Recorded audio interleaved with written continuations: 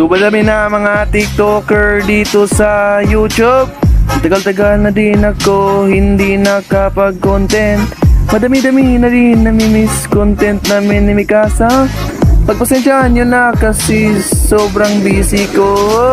Alam ko na miss nyo na content namin.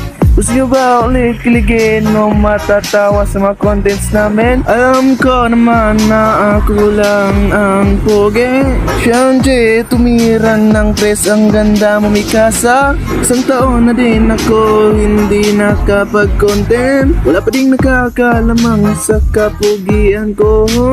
Puti na lang siguro nakakilala sa'kin, pero wala pa rin makakatalo sa kapugian ko.